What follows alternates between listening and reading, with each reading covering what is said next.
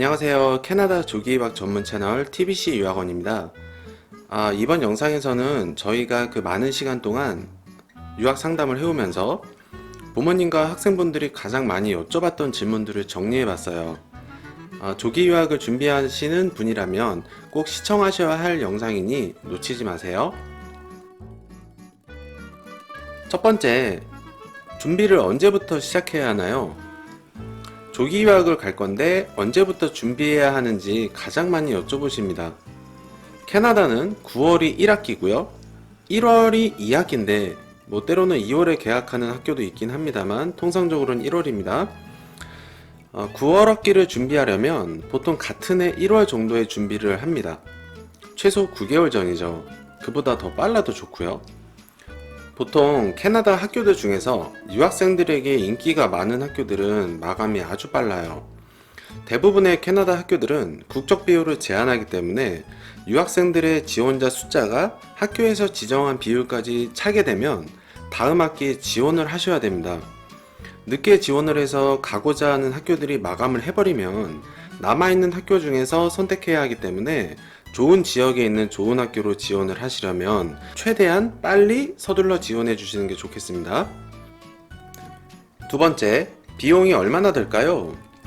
이 질문도 정말 많습니다. 우선 몇 분이 체류할 계획인지를 먼저 결정하셔야 돼요. 구체적인 계획이 세워지지 않으면 예산을 잡기가 정말 어려운데 우선 저희가 의뢰받았던 건 중에서 가장 많은 경우의 수 3개만 뽑아서 대략적인 예산을 잡아보겠습니다. 첫 번째 케이스로는 학생 1명 혼자 공립학교로 유학을 할 경우에 1년 예상 비용입니다. 보통 1년 공립학교의 학비는 대략 1,400만원, 1년 홈스테이 비용은 대략 1,200에서 1,400만원, 1년 가디언 비용은 약 550만원입니다. 최저 비용으로 뽑았을 때 용돈 빼고 3,150만원, 그리고 최대치로 봤을 때 3,350만원, 여기에 1년치 용돈, 그 다음에 초기 출발할 때 항공료, 이 정도 비용이 예산으로 들어가실 거라고 봅니다. 이제 두 번째 케이스를 보시면요, 학생 1명에 부모님 1명 동반해서 캐나다 공립학교로 유학을 할 경우에 1년 예상 비용입니다. 마찬가지로 자녀 1년 공립학교 학비는 1,400만원 정도, 1년 두 분이 체류할 콘도 렌트비, 두 분이시기 때문에 원베드를 기준으로 했고요. 원베드 콘도면은 평균적으로 1년치가 한 1,500만원에서 한 2,200만원 사이 정도로 나올 거고요. 아이를 통학시켜 주셔야 되기 때문에 차량을 구입하셔야겠죠. 차량 구입비가 보통 한 2천만원 전후가 들어가실 겁니다. 이렇게 되시면 총 한 5천만원에서 6천만원 사이 플러스 두 분의 생활비, 이렇게 예상을 해보실 수가 있을 것 같습니다. 자, 이제 세 번째 케이스로 학생 2명에 부모님 1명 동반해서 캐나다 공립학교로 유학을 할 경우에 1년 예상 비용입니다. 1년 공립학교 학비 마찬가지로 1,400만원 정도 책정하고 2명으로 계산을 하면 2,800만원, 1년 콘도 렌트비, 아까 두 번째 케이스 같은 경우에는 두 분이 가시기 때문에 원베드로 책정을 했고, 이제 세 분이 가시기 때문에 투베드로 책정을 해야 됩니다. 그래서 투베드 콘도 기준으로 봤을 때 1년 렌트비가 최소한 2,200만원에서 최대 3,000만원 정도 사이로 예상을 하셔야 될 것 같고요. 차량 구입비 마찬가지로 2천만원 왔다 갔다 책정이 되시겠죠. 이렇게 보셨을 때 보통 7천만원에서 8천만원 플러스 3인 생활비, 이렇게 예상을 해보실 수가 있겠습니다. 방금 세 번째 예를 들어 드린 케이스를 보시면 비용이 상당히 들어가죠. 아마 3인 생활비까지 합치시면 아마 1억 정도 예상을 하셔야 될 것 같은데, 그래서 보통 아이 2명 이상인 경우에는 부모가 어학가정을 밟으면 자녀의 학비가 몇 명이든지 다 공립학교 학비는 면제가 돼요. 그래서 소위 말하는 자녀 무상교육 프로그램을 이용하시는 경우가 많습니다. 근데 이건 설명드릴 게 굉장히 많아서 제가 이 무상교육 프로그램은 다른 영상으로 다시 자세하게 다뤄드리겠습니다.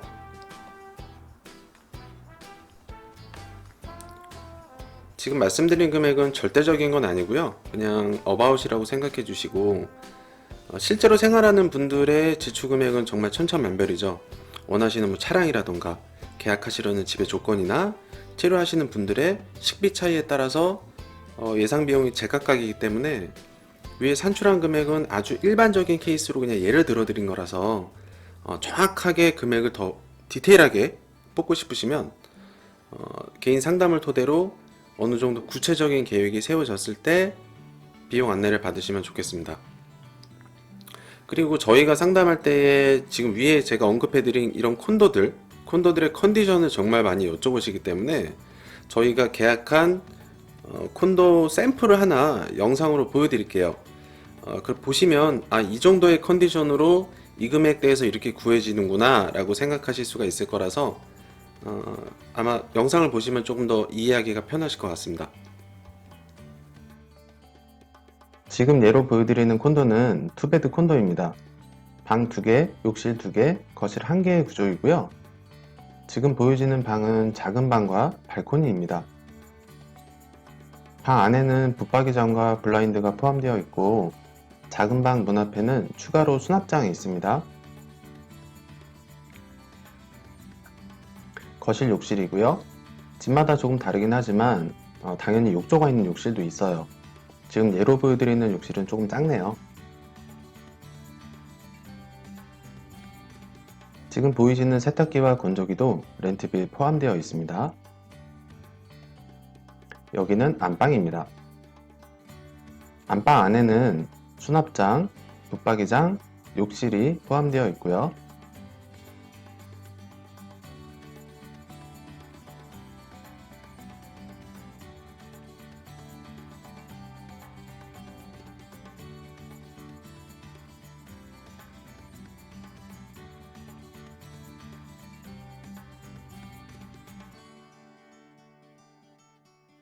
자, 이제 주방과 거실입니다.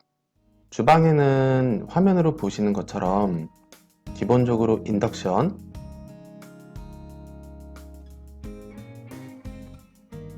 후드, 냉장고, 전자레인지, 그리고 오븐이 빌트인 되어 있습니다. 렌트비 안에 이 모든 게 다 포함되고요. 그리고 거실 창문에는 사생활 보호를 위해 전부 블라인드가 설치되어 있습니다. 콘도들은 보통 수영장, 사우나, 헬스장 등을 입주자에게 무료 제공하고 있어서 부가 서비스가 정말 다양하게 제공됩니다. 옥상에서 바비큐 파티 할 수 있게 셋업된 곳도 많고요. 이런 서비스는 당연히 렌트비 안에 다 포함되어 있습니다. 세 번째, 유학 진행 절차. 그 다음으로 많은 질문이 유학 진행 절차에 대해서 여쭤보시는 건데요. 언제부터 준비하고 비용은 언제 어떻게 얼마가 지출이 되고 서류는 언제부터 준비해야 되며 비자는 언제 나오고 언제 집을 구하고 언제 항공권을 구입해야 하고 언제 짐을 붙여야 되는지 질문이 정말 많으신데요. 수속부터 출국까지 어떤 절차로 진행되는지에 대한 설명을 드리겠습니다. 일단 가장 출국자가 많은 9월 학기를 예로 들어서 설명을 드릴게요. 9월 학기라면 그 전년도 10월 달이나 11월 정도에 우선 지역 상담, 학교 상담 이런 부분들을 토대로 최종적으로 학교 결정을 하게 됩니다. 그래서 전년도 12월이나 그 다음에 1월 요 정도의 학교 신청을 하죠. 2월 달에서 3월 달 사이는 학비 납부 그리고 비자 서류 준비를 하게 되고요. 4월하고 5월 사이에는 비자 발급이 되고 비자 발급이 되면 항공권도 구입을 하게 됩니다. 6월달과 7월달은 현지에서 머무실 콘도나 타운하우스 같은 집 계약을 준비를 해야 되고 집 계약이 마무리가 되는 시점이 될 거고요. 그리고 나서 집이 계약이 되면 캐나다로 짐을 붙이게 됩니다. 현지에서 정착을 하시려면 못해도 짧아도 2주 정도는 걸리시기 때문에 8월 초 정도에 출국하시는 것을 권장을 하고요. 8월 초에 출국하셔서 나머지 부분들 뭐 집계약 마무리, 자동차 구입, 면허증 바꾸고, 통장 개설하고, 핸드폰 개통하고, 여러가지 가전제품 사는 거, 뭐 마트 이용하시는 거, 기타 등등 현지에서 사실 수 있게끔 셋업해드리는 모든 정착에 대한 부분들이 한 2주 정도가 필요할 겁니다. 이런 부분들이 다 끝나게 되고 나서 9월 초에 아이들은 계약을 하게 되죠. 위에 말씀드린 절차는 가장 모범적인 진행 절차의 예를 들어드린 거긴 한데, 늦게 준비하신다고 해서 진행이 안 되는 건 아니에요. 그러니까 예를 들어서 9월 학기 유학 준비를 석 달 전인, 그러니까 6월부터 준비해도 가능은 하지만 학교 선택이라던가 항공권 구입이라던가 집 계약할 때 선택의 폭이 상당히 줄어드시게 되는 점, 이 부분은 감안을 하시고 진행을 하셔야 됩니다. 학교는 많은 곳들이 이미 마감을 해버렸을 테니 남은 학교 중에서 선택을 해야 할 것이고, 항공권은 아시다시피 미리 발권할수록 가격도 저렴하게 구할 수가 있는데 출국일에 임박해서 구입할수록 가격도 많이 오를 거고요. 집 계약도 미리미리 알아봐서 폭넓게 고를 수 있던 것들을 급하게 알아봄으로써 남은 집들 중에서 계약을 해야 하는 그런 단점들이 생길 수가 있습니다. 그래도 뭐 진행이 안 되는 건 아니니 갑자기 어쩔 수 없이 결정이 되어서 유학을 떠나야 된다, 이런 상황에 오더라도 뭐 충분히 셋업이 가능하다는 걸 말씀드립니다. 네 번째 질문, 얼마를 언제까지 납부해야 하느냐? 보통 아버님들이 많이 여쭤보시는데요. 위에 예상 비용을 말씀드렸는데 그럼 저 비용들을 대체 언제 어떻게 얼마를 납부해야 하느냐? 라는 질문이 정말 많으시죠. 우선 가장 먼저 지출되는 학비부터 말씀을 드리자면, 캐나다는 학교에 입학 신청을 하고 나면 송장, 그러니까 즉 인보이스가 나옵니다. 인보이스가 나오면 학비 납부 마감일이 써 있어요. 그 만기일 전에, 마감일 전에 인보이스에 써 있는 총 비용을 일시불로 직접 그 학교나 교육청, 그 교육기관으로 직접 송금을 하시고 지출하시게 됩니다. 나온 금액, 즉 인보이스에 나온 금액을 일시불로 보내셔야 돼요. 보통 9월 학기 기준으로 본다면 그해 3월달 정도, 늦어도 4월달 요 사이에 학비 지출이 될 거라고 보실 수가 있습니다. 한 명이면 1,400만원의 학비, 두 명이면 2,800만원 정도의 학비가 요 3월에서 4월 사이에 일시불로 지출이 되겠죠. 4월하고 5월 사이에는 항공료가 약간의 목돈으로 지출이 되실 거고요. 3인만 잡아도 5,600만원 정도의 비용이 지출이 되실 거예요. 6월하고 7월이 되면 집 계약에 필요한 비용을 지출을 하시게 될 겁니다. 사실 도시마다 조금 다르긴 한데, 밴쿠버 같은 경우에는 집 계약 시 한 달 월세 선납 플러스 한 달치 월세 절반을 보증금으로 선납합니다. 예를 들어 월 렌트비가 2,000불이라고 가정을 하면 2,000불 한 달 월세 선납 플러스 반달치인 1,000불, 이 부분은 보증금이죠. 총 3,000불을 집주인한테 송금을 해줘야 됩니다. 반면에 토론토 같은 경우에는 밴쿠버와 조금 달라요. 그래서 보통 유학생 같은 경우에는 6개월 렌트비를 선납하게 되어 있습니다. 조금 이 부분에 대해서 보충 설명을 드리자면, 캐나다는 한국처럼 전세가 없어요. 그래서 캐나다에서는 매매 아니면 월세인데요. 보증금 개념 자체도 한국이랑은 좀 많이 다릅니다. 한국은 월세라 하더라도 뭐 최소 보증금이 몇 천만 원에서 몇 억, 이 정도의 뭐 월 얼마, 몇백만 원, 몇십만 원, 이런 개념들이 있잖아요. 근데 캐나다는 이런 부분이 없어요.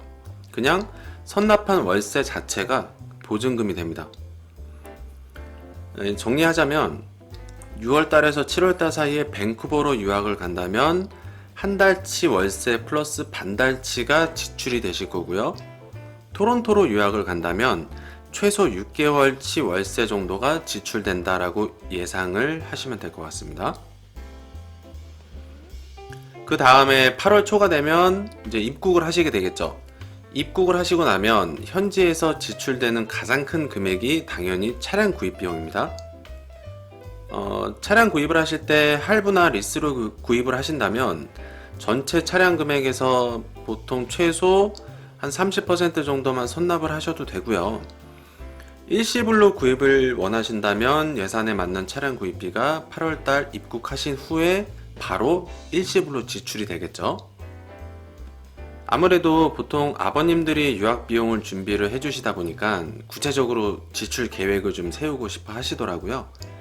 그래서 이 부분 위에 정리한 내용을 참고하셔서 아버님들 계획 세우시는데 큰 도움이 됐으면 좋겠습니다. 다섯 번째 질문, 학비를 나눠서 납부할 수 없나요? 이것도 또한 비용에 관련된 부분이긴 한데 캐나다는 학비는 항상 일시불이에요. 그러다 보니까는 부담이 좀 많이 크실 수도 있어요. 그래서 아버님들께서 가장 많이 하는 질문 중에 하나가 뭐냐면 학비를 나눠서 내면 안 되냐, 이 부분입니다. 대답은 가능해요. 나눠서 납부하실 수 있습니다. 학기별로 끊어서 한 학기씩 납부 가능합니다. 캐나다는 9월하고 1월 학기로 나누어서 운영을 하기 때문에 총 2학기로 운영을 하죠. 그렇기 때문에 9월 학기 학비 먼저 납부하시고 그 다음에 1월 학기가 돌아오기 전에 또 한 학기치 학비를 납부하실 수가 있어요. 그러니까 즉 1,400만원의 공립학교 학비를 한 번에 내는 게 아니라 700만원 내고 두 번째 또 다시 700만원 납부하실 수가 있어요. 자, 이론상은 이렇게 가능합니다. 근데 중요한 점을 말씀을 드릴게요. 이 부분을 꼭 알고 계셔야 돼요. 캐나다의 학생비자 발급 규정에 대해서 조금 설명을 드릴게요. 학교에 등록하고 인보이스가 나와서 학비를 송금하게 되면 이제 학교에서 입학 허가서라는 거를 보내줘요. 뭐 교육청에서 보내줄 수도 있고요. 이 입학 허가서가 있어야 학생비자 발급을 신청할 수가 있습니다. 결국 학비를 납부해야 학생비자를 신청할 수 있다라는 말인 거죠. 이게 캐나다 학생비자 발급의 가장 기본적인 이민국 규정이에요. 근데 이 학생비자라는 게 발급이 되면 비자의 유효기간이라는 게 있잖아요. 캐나다 이민국에서 비자의 유효기간을 어떻게 주느냐? 캐나다는 입학 허가서의 기간만큼 줍니다. 여유롭게 주더라도 한 2-3개월 정도 더 줄 뿐이고 6개월 또는 1년 학교 등록을 했다고 해서 한 번에 몇 년짜리 비자가 나오는 게 아니에요. 입학 허가서의 기간만큼 비자 기간을 주다 보니까 한 학기만 학비를 납부한 학생 같은 경우 비자가 정말 짧게 나옵니다. 6개월 정도 나올 수도 있고 길어봤자 8개월 정도 나오겠죠. 그렇다 보니 입국해서 적응 좀 하고 학교 좀 다니려고 하면 바로 또 비자 연장해야 되는 시기가 다가와요. 9월 학기에 입학해서 한두 달쯤 지나고 학교에서 다음 학기 학비 내라고 고지서가 날라오거든요. 상당히 다음 학기 학비를 빨리 내야 됩니다. 게다가 비자 연장할 때 또 많은 비자 서류도 다시 준비를 해야 되고 비용도 법무사를 통해서 진행을 해야 되기 때문에 몇십만 원씩 발생이 돼요. 이제 막 캐나다에 도착해서 적응을 시작한 지 몇 개월 되지도 않았는데 비자 연장에 많은 신경을 쓰게 되죠. 굉장히 불편하게 됩니다. 보통 이런 부분들 때문에 캐나다 학생 비자는 학생들이나 부모님들이 1년 단위로 비자 연장을 하고 계세요. 학비를 나누어서 납부하기 위해서 이런 비자 연장의 번거로운 부분들을 감수하려고 하지 않으신다는 얘기죠. 즉 학비를 학기별로 납부해서 얻는 장점이 거의 없습니다. 그렇다 보니 학기별로 학비를 나누어서 낼 수 있다 하더라도 보통은 1년 단위로 납부하시는 게 아주 일반적인 케이스라고 말씀드릴 수 있겠습니다. 여섯 번째 질문, 학교 신청에 필요한 서류가 무엇인가요? 자, 이제 학교가 정해지고 그 학교에 신청을 하려면 신청에 필요한 서류를 준비해야 돼요. 캐나다 학교들은 입학 신청에 필요한 서류가 생각보다 간단하니까 제가 말씀을 드려볼게요. 첫 번째, 여권. 여권은 부모님하고 학생분 전부 다 준비를 해주세요. 두 번째, 현재 재학 중인 학교의 재학 증명서를 영문으로 발급을 받아 놓으세요. 세 번째, 최근 2년치의 성적 증명서를 영문으로 받아 놓으세요. 네 번째, 예방접종 기록표를 영문으로 받아 놓으세요. 이 예방접종 기록표는 보건소 가시면 영문으로 발급을 해줍니다. 이 외에 추천서라던가 영어 공인점수 이런 부분들을 제출을 해야 되는 학교들도 있긴 한데 많이 없어요. 극소수이기 때문에 거의 위의 서류만 준비하시면 캐나다 학교에 지원할 수 있는 서류 준비가 완성이 됩니다. 7번째, 한국의 성적이 안 좋은데 입학이 안 될 수도 있나요? 안 될 수도 있어요. 근데 아주 극소수예요. 대부분은 공립학교 또는 국제학교 같은 경우 성적이랑 무관하게 입학할 수 있다 라고 생각해 주시면 될 것 같고요. 성적을 많이 반영하는 학교들도 있어요. 근데 한국 성적 때문에 입학을 염려하는 상황이라면 그런 성적을 많이 반영하는 학교에 당연히 지원을 안 하셨겠죠? 그러니까 그런 학교는 당연히 제외됐을 것 같고요.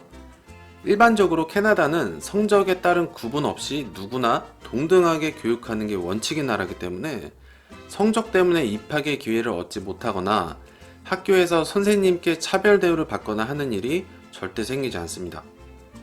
물론 명문 사립학교들 같은 경우에는 예외적일 수는 있긴 한데 흔한 케이스는 아니죠. 그래서 이런 점들 때문에 학생들이 심리적으로 편안함을 갖고 부담 없이 유학 생활을 시작해 나갈 수가 있어요. 저희 같은 경우에는 부모님들께서 좀 사실적으로 알려주시는 편이에요. 아이들에 대해서. 그러니까 예를 들면 뭐 이과 계열로 대학 진학을 고려를 하고 있는데 그에 맞는 고등학교를 선택하게 도와달라 라던가 뭐 그동안 공부를 진짜 안 했다, 성적이 바닥이다 라던가 무한 경쟁에서 해방시켜주고 싶어서 유학을 보내는 거기 때문에 빡센 학교 권해주지 말아달라 라고 뭐 직접적으로 아예 대놓고 솔직하게 말씀해 주시는 경우도 정말 많아요. 사실 이런 부분들이 저희가 학생을 파악하기에는 진짜 좋죠.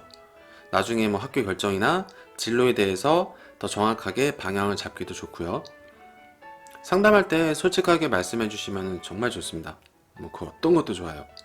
아이가 좋아하는 뭐 과목, 그리고 뭐 관심사, 뭐 앞으로 하고 싶어 하는 일, 뭐 마음에 상처를 받은 적이 있다든지, 아팠던 적이 있다든지, 엘러지가 있는지, 뭐 아주 그 어떤 작은 거라도 다 말씀해 주시면 좋죠. 8번째 질문. 출국 전에 영어 공부를 하는 게 좋을까요? 이 질문입니다. 당연히 미리 공부하는 게 좋죠. 당연한 거죠. 근데 대부분의 부모님들께서 회화 위주의 공부를 시키려고 하세요. 회화를 준비시켜도 되지만 이 회화를 하시려면 최소 하루에 대여섯 시간씩 회화 수업을 해야 됩니다. 예를 들어서 하루에 1시간씩 또는 일주일에 한두 번 정도 원어민하고 회화 수업을 한다고 치면 대부분의 학생들은 그 수업 시간 외에는 전부 한국말 씁니다. 배워도 활용을 안 하면 다시 까먹어요. 한국에서 학생들이 영어 회화를 할 곳이 어디 있겠어요? 없어요. 도로 한국 친구들하고 한국말을 쓰게 된단 말이죠. 만약에 내가 포토샵을 하루에 1시간씩 배웠다고 쳐요. 실제로 이거를 활용하고 써먹지 않으면 다 까먹습니다. 영어 회화도 똑같습니다. 마찬가지예요. 배울 땐 뭔가 그럴듯한데 활용을 안 하고 까먹고 자꾸 계속 제자리 걸음하게 되는 거죠. 캐나다 유학은 학문을 배우러 가는 프로그램입니다. 문법을 무시하고 의사소통을 위해서 회화를 배우는 목적은 단기 여행을 위한 공부예요. 장기 유학을 위해서라면 문법과 단어 영작 실력이 가장 중요합니다. 회화 위주로 한국에서 준비를 한다면 캐나다에 도착해서 초기 적응은 좀 빠를 수 있어요. 하지만 학교 수업 시간 때 많이 힘들어 할 겁니다. 학교에서는 정확한 문법과 스펠링을 요구를 하죠. 숙제를 제출할 때도 마찬가지고요. 한국에서 미리 준비를 하는 경우 영어 회화는 활용하는 데 한계가 있지만 뭐 누가 상대가 있어야지 될 거 아니에요. 영어 회화를 하려면. 하지만 문법과 단어 암기는 영어 회화를 할 상대가 없어도 혼자서 꾸준히 연속적으로 오랫동안 공부해 나갈 수가 있어요. 그렇기 때문에 머릿속에 더 오랫동안 남아있는 거고요. 제가 말씀드리고자 하는 건 이 효율성에 대한 부분입니다. 출발하기 전에 시간이 얼마나 남아있고 영어 공부를 하기 위해 하루에 몇 시간을 투자할 수 있느냐에 따라 조금 다를 수는 있긴 한데 제가 회화 공부를 하지 마시라는 게 아니에요. 하루에 최소 대여섯 시간씩 스피킹 공부를 할 수가 있는 조건이면 회화를 시키셔도 되고요. 보통 한국 학생들은 그런 환경이 아니기 때문에 더 효율적으로 준비시킬 수 있는 문법과 단어 암기에 집중하시라는 뜻입니다. 캐나다에 도착하면 내 의지와 상관없이 하루 종일 영어에 노출되기 때문에 회화는 안 늘래야 안 늘 수가 없어요. 하루 종일 영어에 노출시키려고 유학을 보내시는 거잖아요. 일부러 한국 친구들만 골라서 사귀는 거 아니라면 무조건 늘게 돼 있습니다. 그렇기 때문에 풍부한 어휘력을 갖고 회화 능력을 빨리 향상시키기 위해서는 잘 만들어진 문법과 풍부한 단어량이 기본에 깔려 있어야 돼요. 여기에 하나 더 보태면 미리 캐나다에서 배울 교과서를 구해서 교과서에 나오는 용어들을 눈에 좀 익혀두는 것도 아주 좋은 방법이 됩니다. 과학이나 역사나 사회나 수학 이런 과목들의 캐나다 교과서를 배우다 보면 문제 해석이 안 돼서 못 푸는 경우가 정말 많아요. 생소한 단어들이 많이 나온단 말이에요. 이런 단어들을 미리 습득해서 문제 해석 능력을 길러 놓는다면 한국보다 진도가 느린 캐나다의 수업 내용은 충분히 쫓아가실 수가 있습니다. 오늘 저희가 정리해드릴 내용은 여기까지고요. 이번 영상이 유학을 준비하는 학생과 부모님들께 많은 도움이 됐으면 좋겠습니다. 사실 이 부분 말고 다른 질문들도 정말 많은데 저희가 다른 질문들은 다시 정리를 해서 제가 2탄을 만들어서 한번 준비를 해볼게요. 자, 그럼 궁금한 부분들이 있으시면 댓글로 문의 주시고요. 저희는 또 다음 영상 열심히 제작해서 다시 인사드리겠습니다. 좋아요, 구독 잊지 마시고요. 감사합니다.